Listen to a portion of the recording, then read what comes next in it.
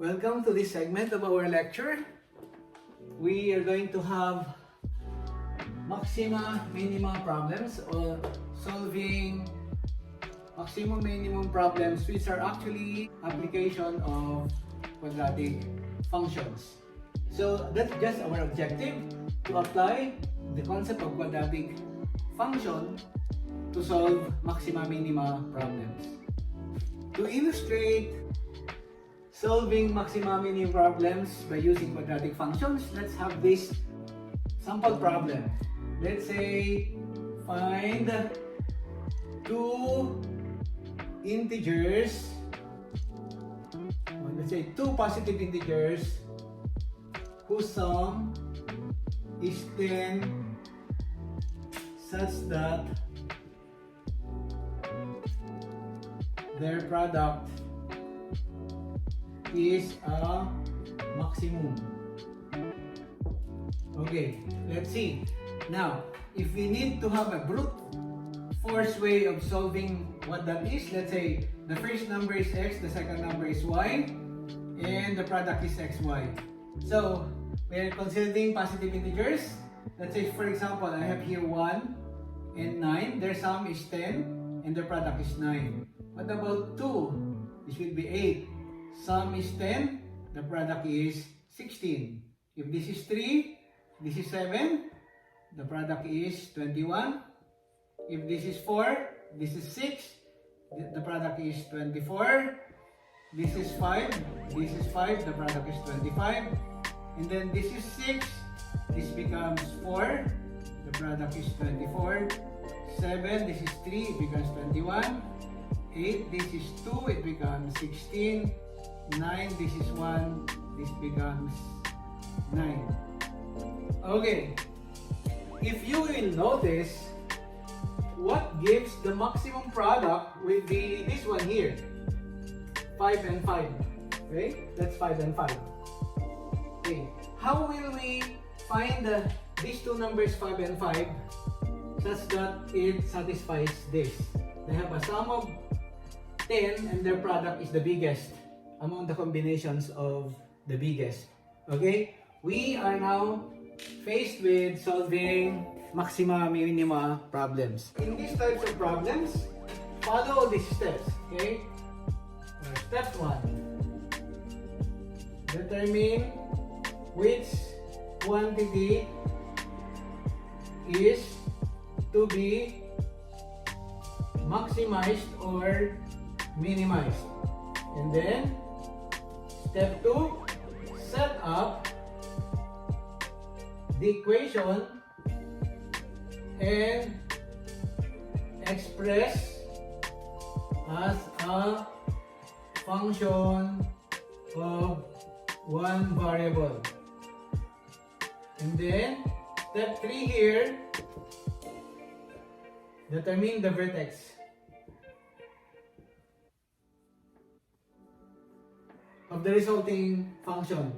The vertex here gives us the answer to what we actually want. Okay, let's see.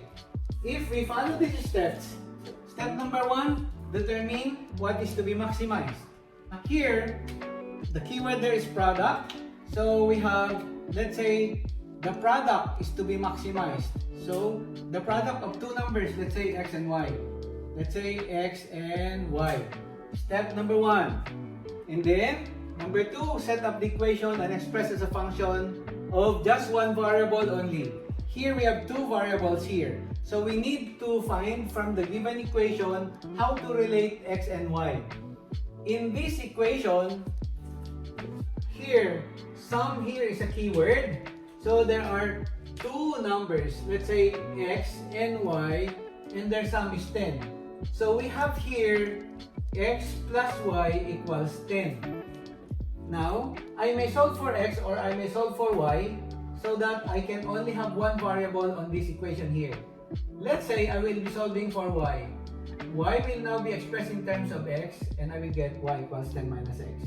Therefore, my function now will be p equals x times the value of y, 10 minus x. This is now my function in one variable. I can name this what? My f of x equals x times 10 minus x. Okay, this is now step number 2. Now, step number 3 here is determining the vertex. Okay, the vertex there will be solved now. Let's see, minus x squared plus 10x. In this form here, we know that we have a maximum point for this function. So we are right in our direction. Why do we know we have a maximum point? Because the coefficient of the squared term is a negative. So the parabola is opening downward. So let's get the coordinates of the vertex. There are many ways to get the coordinates of the vertex. You can either get the formula for the vertex is x equals negative b over 2a. And after you will get this value x, you can evaluate that at that function, or for the pair of negative b over 2a, y is what? 4ac minus b squared over 4a. Or you may opt to complete the square here in this equation and identify the vertex. Okay? So let's do that for a while. I want to have this formula here. So x equals negative b over 2a. What is my b in this equation? It's a 10. And then my a is negative 1. So negative b over 2a will give me a 5. Okay, now if x equals 5, I can actually evaluate this function now.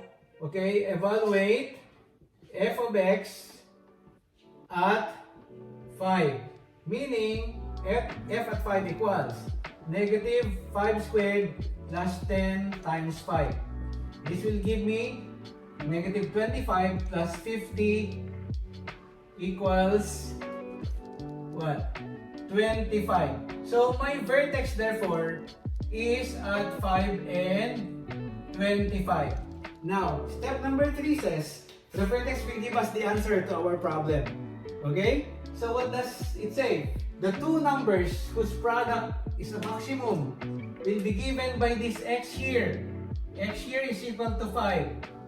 And then the other number here is y here is 10 minus 5, or that one is equal to 5. Do not mistake this y value here as the y here. Okay? They are different. We used y here as one of the numbers. Okay? So, the two numbers that we need are 5 and 5. Okay, look at this problem. What is the maximum product? The maximum product is 25, as we have seen it here. 5 times 5 is 25. So, you will notice that the vertex gives you what you need in solving maxima, minima problems. Okay? Let's have another example.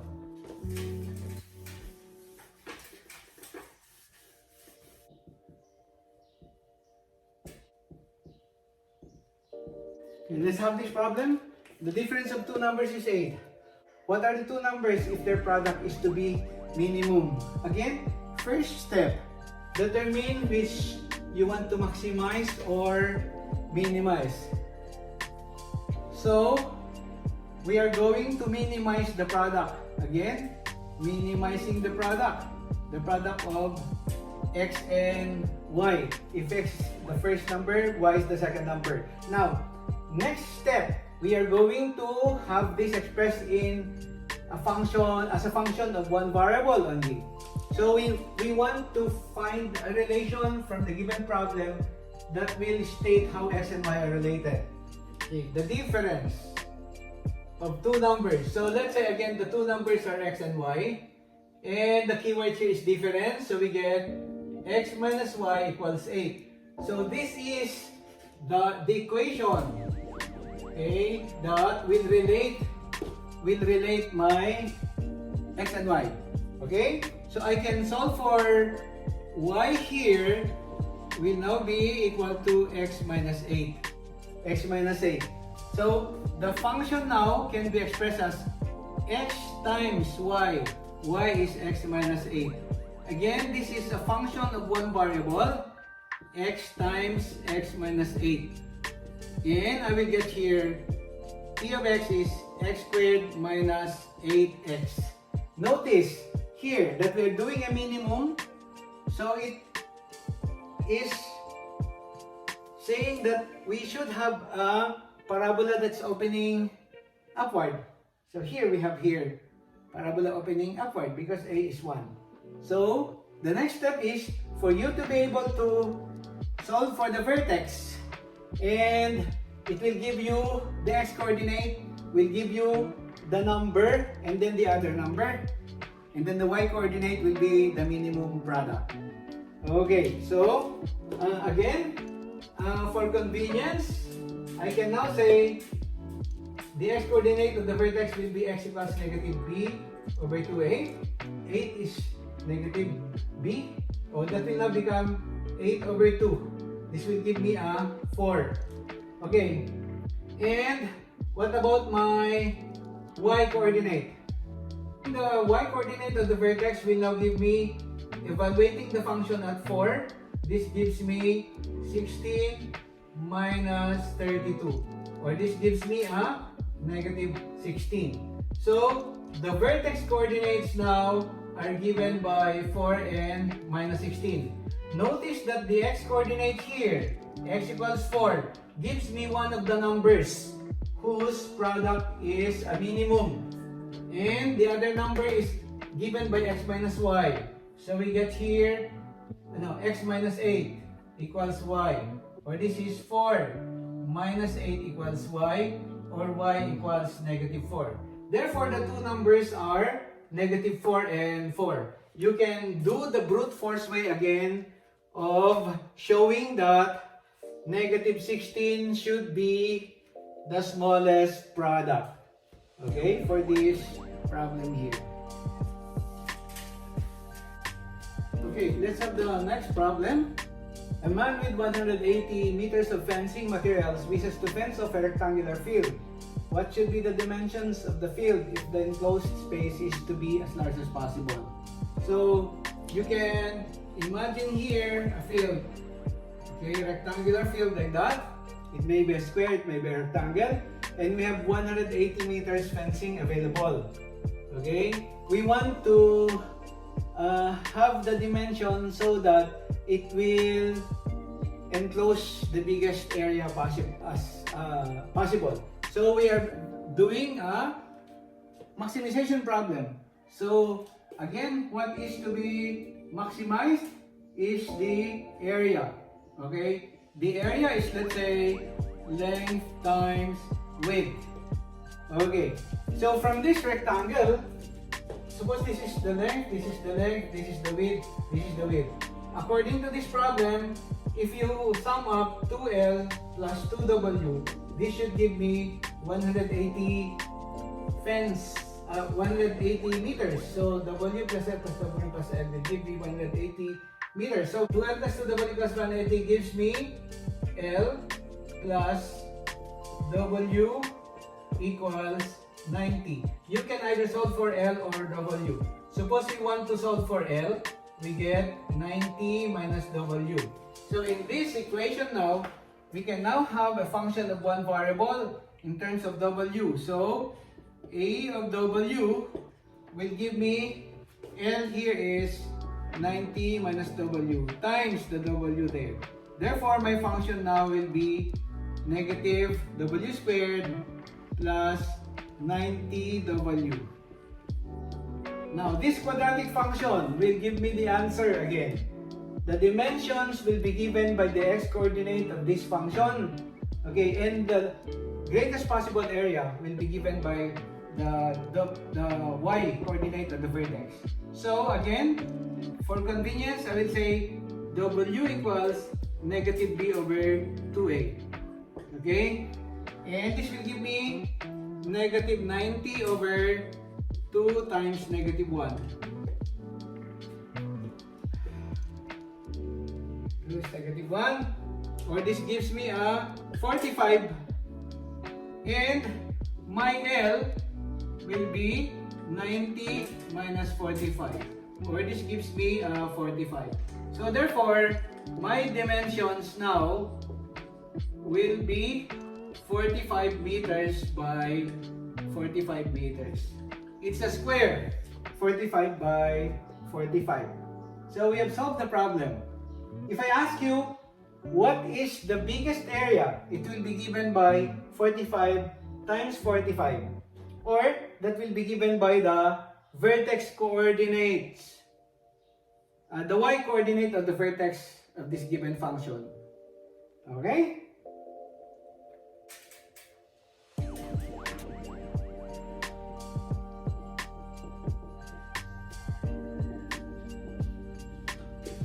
In this problem, you're already given the quadratic function. Okay? What is it asking us? The maximum height that the ball will attain. The maximum height means the y-coordinate of the vertex. Okay? And then, the time it will attain such height will be given by the x-coordinate. Hence, for this problem, we just want to solve for the vertex of this parabola. Y equals minus 16 t squared plus 96t.